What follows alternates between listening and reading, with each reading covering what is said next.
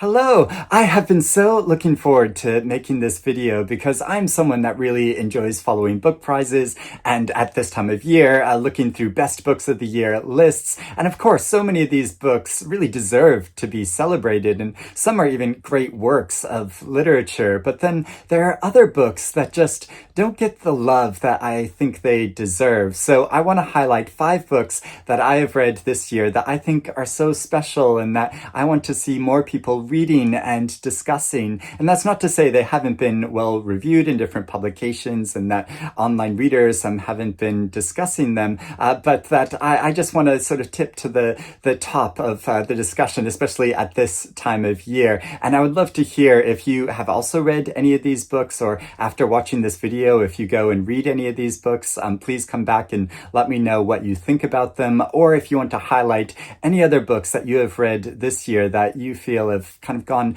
under the radar and that, you just want to celebrate. So first off, there's a novel that I read quite early this year called Hagstone by Sinead Gleeson. And this novel follows a character named Nell who lives on a very, very remote rocky island, which is very difficult to get to. It is very sparsely populated, and she is an artist who lives on her own very independently. But there's also a commune of women from all over the world that live on this island, and she is commissioned by them to create this special project. So it explores her interactions with this small commune of women who have gone to live here to sort of be on their own and be as independent as possible. And what this novel explores so beautifully is this tension between wanting to live a solitary existence and being part of a community, because there's benefits and negative aspects of each of these things. But it explores that tension really delicately, but also this really unique individual, and but also this very dramatic situation which occurs when the commune of women slightly open themselves up to the rest of the world, and someone from the outside comes and wants to do a special project about their community. And it's just a beautifully written book that is also kind of comic in some parts, but also really insightful in exploring the issues to do with solitude and the creation of art. Then there is a Chilean novel called Clean by Alia Trabucco Zeran and translated by Sophie Hughes. And the voice which narrates this novel immediately gripped me. A character introduces herself as Estela Garcia, as she has been working as a housekeeper and nanny for a wealthy family in Santiago, and she is locked in a room speaking to someone on the other side of the wall. We don't know immediately why she is locked in that room, but we know that the child that she has been caring for is dead, and there's a whole mystery behind the child's death. But we get her account and her scattered recollections of the past and her life and building up to this moment. So there is a really big dramatic tension at the heart of this story, but she is so charismatic and following her observations, working for this family and how she is often overlooked, how she can perceives things about this family which they don't intend her to see, and the observations she makes about this, and how this relates to larger tensions that are going on in the country. So it's a kind of thriller that I think is really a sly social critique, and it is just so well written and really gripped me throughout the entire story. I found it so thrilling, but also really compelling.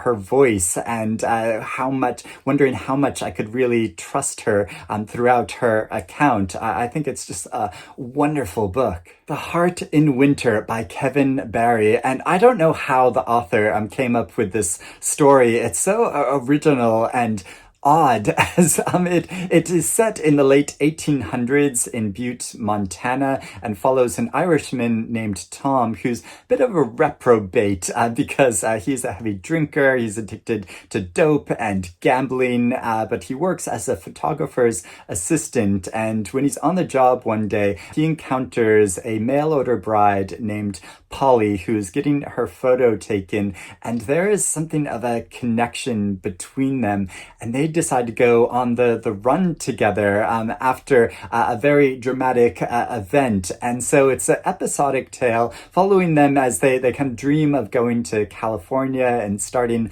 a new life for themselves. But it's about the people they encounter on the way and their evolving relationship over time, and also quite a thrilling tale as they are being pursued for something which occurred in Butte. And the way that Barry creates the dialogue between these characters, I mean, is so funny. There are a lot of like dirty jokes amidst this, but also lots of beautiful observations about the changing seasons around them, and also their the movement of their emotions as they are going on this journey and really trying to find themselves and discover each other, and to explore the real meaning of life while living on the edge. Lublin by Manya Wilkinson, and this is another novel that is so creative and original. I don't know how the author came up with it. It's a story set in the early 1900s and follows three Jewish adolescent boys as they leave their hometown for the Polish city of Lublin in order to go and sell brushes because they're very enterprising young men. They want to make some money and prove themselves. And it's another quite episodic journey as they travel down this road, sharing a lot of jokes and exchanging thoughts about literature and their Jewish culture, but also they're just adolescent boys talking about adolescent boy things, and they are so unique. Each of them have their own very like special personalities which come out through their interactions and through their journey, and I just fell in love with all of them, but also the tone of this novel. It becomes so odd as it moves from a much more kind of realistic mode of storytelling to one that's increasingly surreal, and there's tension as they grow increasingly desperate, and as they encounter some anti-Semitic soldiers,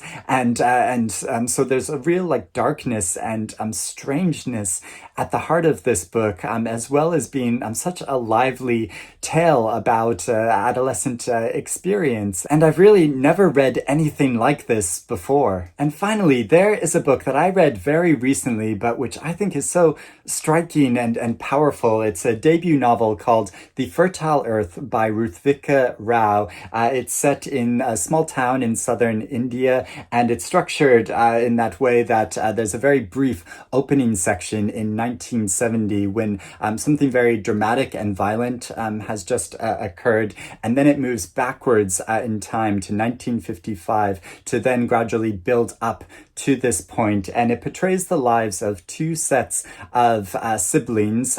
So there are sisters from a very privileged and powerful local family, and then there are two brothers who are the sons of a working class mother, and it follows their interactions with each other, how they each have very distinct personalities, and there is a man-eating tiger that has been prowling around this village, and so they take it upon themselves to try to hunt this tiger down, and something very dramatic occurs which has repercussions for the rest of their lives, and it follows them throughout the years as they grow and change and are influenced by things occurring in the country, big political changes that are occurring that affect both their communities and families. And it's such a rich and involved story that is so atmospheric and finely detailed as it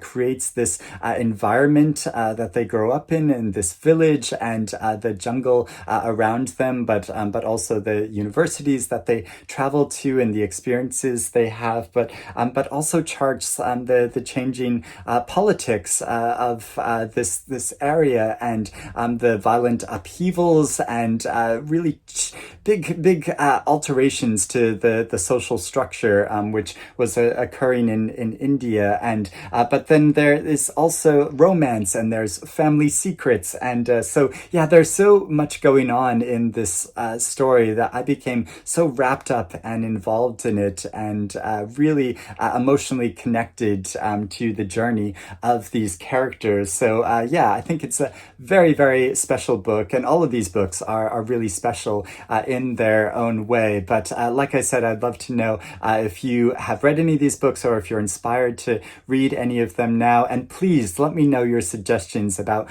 other books that you think have been going under the radar, and that you want to see more people reading and discussing and talking about. But I hope you're doing well and reading good things, and I will speak to you again soon. Bye-bye.